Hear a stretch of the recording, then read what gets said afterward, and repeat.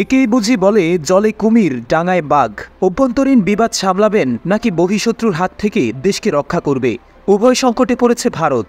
বাংলাদেশের মতো দেশগুলোর উপর দাদাগিরি করতে গিয়ে এবার নিজেরাই পড়ল স্মরণকালের ভয়াবহ সংকটের মধ্যে। মণিপুরে বিদ্রোহী গোষ্ঠীর হামলায় ইতিমধ্যেই আবারও সেভেন সিস্টারের অন্তর্ভুক্ত অরুণাচল প্রদেশে ভারতীয় ভূখণ্ডের প্রায় ৬০ কিলোমিটার ভিতরে ঢুকে পড়েছে চীনের সামরিক বাহিনী। ভারতীয় ভূখণ্ডে ঢুকে অরুণাচল প্রদেশের আনজাও জেলার কাপাপু এলাকায় ক্যাম্প করেছিল চীনের পিপলস লিবারেশন আর্মি।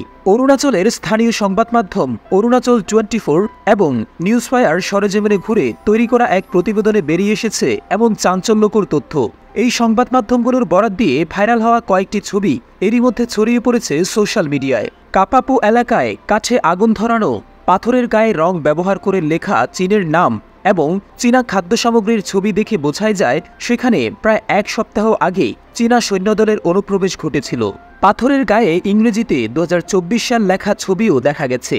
স্পষ্টই ভারতীয় ভূখণ্ডে নিজেদের মালিকানা দাবি করার জন্য অনুপ্রবেশের সময় চীনা সেনাবাহিনী এসব কৌশল অবলম্বন করেছে। চীন ভারতকে বিভক্তকারী ম্যাকমোহন লাইনের হাদিগ্রা পাসের কাছে কাপাপুতে ইন্দো তিব্বত বর্ডারে পুলিশের একটি ক্যাম্পে অবস্থান রয়েছে।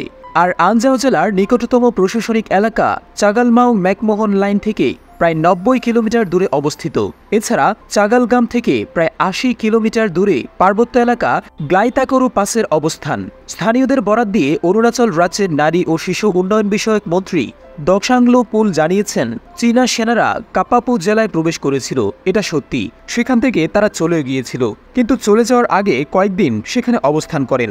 আবার অরুণাচলের ঊর্ধ্বতন কর্মকর্তাদের অনেকেই বিষয়টি মানতে নারাজ। তাদের মতে এই ধরনের ঘটনা প্রায় অনিচ্ছাকৃতভাবে ঘটে থাকে। বিএলএ সেনারা ভারতীয় ভূখণ্ডের ৬০ কিলোমিটার ভেতরে অনুপ্রবেশ করেছে, এটি মিথ্যা। এখানকার সীমানা সঠিকভাবে চিহ্নিত না হওয়ায় এটি ঘটে থাকে। দুই পক্ষের সেনারা টহল দেওয়ার সময় একে অন্যের ভূখণ্ডে না বুঝেই ঢুকে পড়ে। তারা কখন যে শত্রুর ভূখণ্ডে রয়েছে তা বুঝতে পারে না। এর আগে ২০২২ সালের আগস্টে পিএলএ সেনারা হাদিগ্রা হ্রদের কাছে নিজেদের অবকাঠামো নির্মাণের কার্যক্রম তদারকি করছিল, যার ছবি সোশ্যাল মিডিয়ায় মুহূর্তেই ছড়িয়ে পড়েছিল। ভাইরাল হওয়া ছবিতে দেখা যায় ৩টি খননকারী যন্ত্র দিয়ে খনন কাজ পরিচালনা করছে চীনা বাহিনী। কেবল তাই নয়, একই বছরের ১১ই আগস্ট চাগালাম থেকে ৩০ কিলোমিটারেরও কম দূরের ওই এলাকার নির্মাণ কাজ পর্যবেক্ষণ করে চীনের সামরিক বাহিনী এলআরপি টহল দল। ওই সময় হাদিগ্রা হ্রদের নির্মাণাধীন স্থাপনা থেকে কিছুটা উত্তরে চীনের সামরিক বাহিনীর সদস্যদের ক্যাম্পের অস্তিত্ব মিলেছিল ভারতীয় সেনাবাহিনীর কাছে। তারও আগে ২০২১ সালে দেশটির সংবাদ মাধ্যম এনডিটিভি স্যাটেলাইটে ধারণ করা চিত্র বিশ্লেষণ করে জানায়, অরুণাচল প্রদেশে ভারতীয় ভূখণ্ডের ভেতর কমপক্ষে ৬০টি ভবনের দ্বিতীয় ক্লাস্টারের নির্মাণ কাজ পরিচালনা করেছে চীনা সামরিক বাহিনী। ২০২০ সালে চীনা সৈন্যরা অরুণাচল দিবাং উপত্যকা জেলায় ভারতীয় ভূখণ্ডে প্রবেশ করে।